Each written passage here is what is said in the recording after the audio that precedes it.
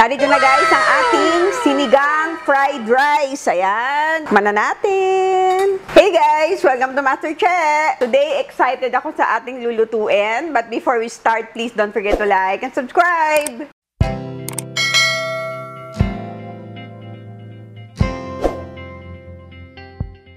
Magluluto tayo ngayon guys ng sinigang fried rice. Ayan, napakasarap nito guys. Para maiba naman ang ating fried rice. So meron tayo dito nga 4 cups ng leftover rice. Lagay muna natin ang ating rice.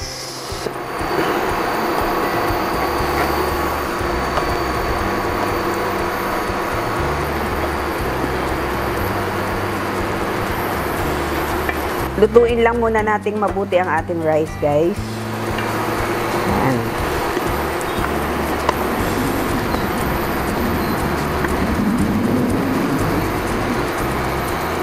Lagay muna tayo ng pepper.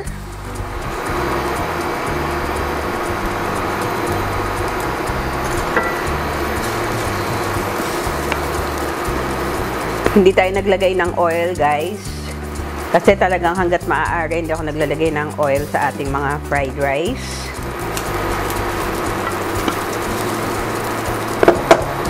Yan, ngayon pwede na nating ilagay ang ating onion. At ang ating tomatoes.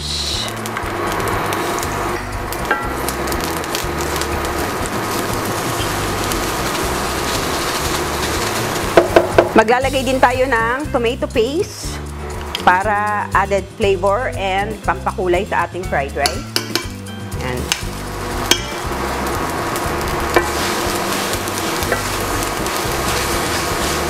Haluin lang natin ulit. Bango na. Ngayon guys, ilalagay na natin ang ating talbos ng kamote or kamote tops. Ayan. Kasi itong dahon ng itong talbos ng kamote, medyo matagal siyang maluto. So ilalagay na natin siya sa ating fried rice. Yan. Gusto ko marami kasi healthy siya, 'di ba?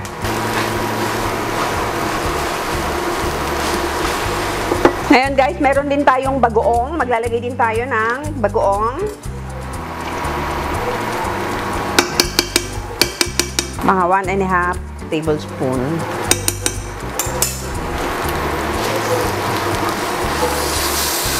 Yan, haluin lang natin ulit maigi.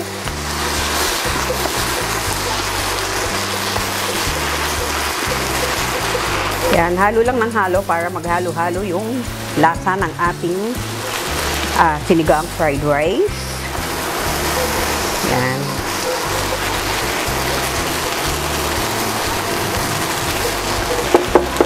Ngayon guys, pwede na nating ilagay ang ating sinigang mix.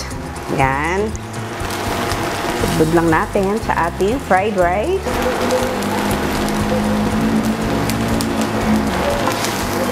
Haluin natin ulit.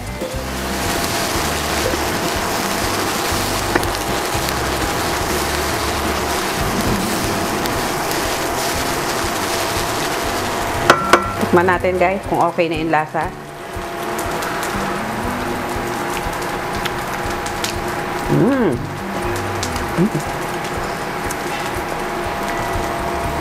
Sarap. Dagdagan pa natin ng konting sinigang mix. Parang medyo hindi pa siya ganun kaasim. Nasa inyo yan guys kung gaano kaasim yung gusto nyo sa inyong fried rice. Pero ako kasi gusto ko mas maasim. Ayan, ngayon guys, ilalagay na natin ang ating liempo. Itong ating liempo ay in-air fryer ko lang. So, ilagay na natin dito sa ating fried rice. Ayan, syempre para may ulam naman yung ating fried rice, diba?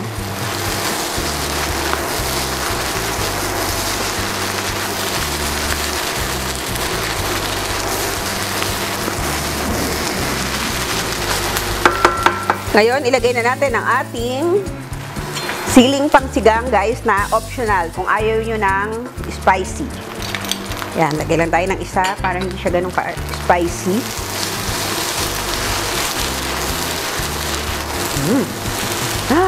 Bango!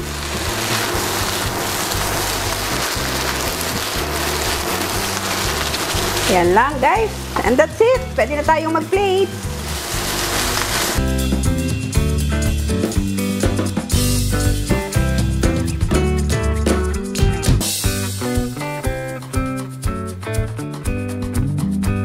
Narito na guys ang ating sinigang fried rice. Ayan. Mana natin. Sobrang bango guys.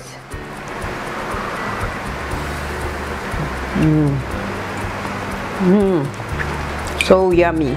Lasa yung bagoong, yung ating sinigang mix. Tomato paste, yung onion and tomato. Sobrang sarap. At syempre yung ating liempo.